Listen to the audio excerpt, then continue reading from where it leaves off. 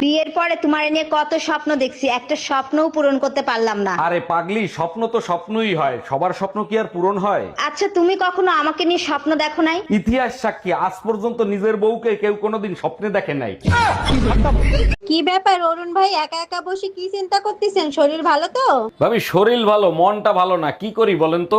যার জন্য মন খারাপ হয়েছে তার সাথে কথা বলেন, দেখবেন মন ঠিক হয়ে যাবে। কথা বলেও কোনো কাজ হচ্ছে না। ভাবিদের দেখলে নিজেকে কন্ট্রোল করতে পারি না, ভাবতেছি একটা ডাক্তার দেখাবো।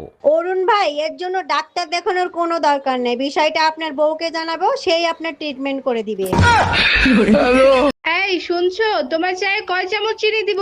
বিয়ের এত বছর পার হয়ে গেল, আজ পর্যন্ত জানলা না আমি চায়ে কয় চামচ চিনি খাই? আচ্ছা, তাই নাকি? তা আমাদের বিয়ের বয়স কত বছর হলো?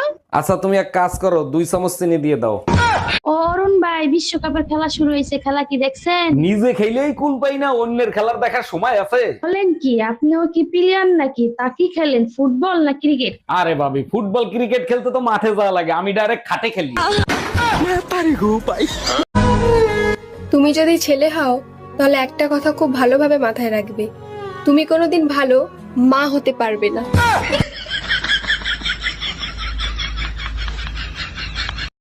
ভালোবাসা দিবা। হ্যাঁ, তোমার আমি ভালোবাসা দেই আর তুমি আমারে বাস দাও ছড়াইতে। এই তাড়াতাড়ি পালো, আমার বর এসে গেছে। তাড়াতাড়ি পালো, আমার বর এসে গেছে।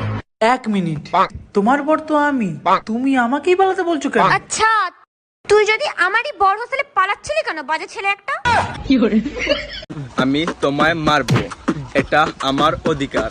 তুমি মায়ের খাইবা, এটা তোমার দায়িত্ব। তুমি শুধু রানবা, আমি শুধু খাবো। কথা না শুনলে তোমায় কানের নিচে দিব। উকিল সাহেব, ট্রেনের দরজায় চাপা লেগে আমার আঙ্গুল কাইটে গেছে, রেলওয়ের নামে মামলা করব, মামলা লেখেন। মামলা করবেন, ঠিক আছে। রেলওয়ের কাছে কি দাবি করে মামলা করবেন সেটা বলেন। আমার আঙ্গুল কেটে গেছে, রেলওয়ে আমারে 20 লাখ টাকা জরিমানা দেবে। যদি প্রশ্ন করে আঙ্গুলের দাম 20 লাখ টাকা কিভাবে হয়, তখন আপনি কি বলবেন? তখন আমি বলবো, এই আঙ্গুলের ইশারায় আমি আমার স্বামীকে নাচাইতাম। কি ব্যাপার, কই গেছিলা? আর বইলো না, পাশের বাসার ভাই আর ভাবির তুমুল গ্যাঞ্জাম, ওইটা মিট করাই দিয়ে আসলাম। ওয়াও, সত্যি আমি তোমাকে নিয়ে না গর্ববোধ করি। Thank you. তা কি মিট করলা? কালকে তাদের তালাক। আজ 5 বছর পর আমার স্বামী বিদেশ থেকে ঘরে ফিরবে। লালি, আরে লালি, চোখ বেঁধে রেখেছো কেন?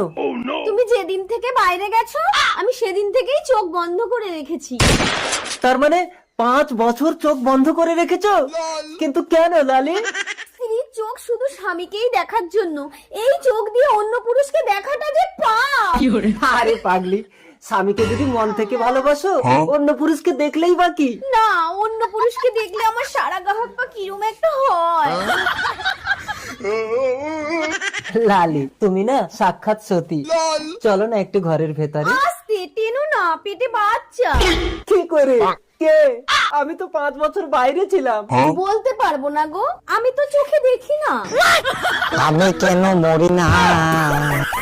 ও ভাবি, এবার পয়লা বৈশাখে ভাই তো আসলো না, বলেন তো আপনার সাথে পয়লা বৈশাখ আমি করি? করেন, সমস্যা নাই, কিন্তু আপনার ভাই পয়লা বৈশাখে যা যা করে আপনারও কিন্তু তাই করতে হবে। বলেন কি ভাবি, আমি তো অপেক্ষায় ছিলাম ভাই যা করে সেটা করার জন্য। আপনার ভাই সারাদিন ঘুরায়, তারপরে ডিনার করায়, তারপরে একটা আইফোন কিনে দেয়।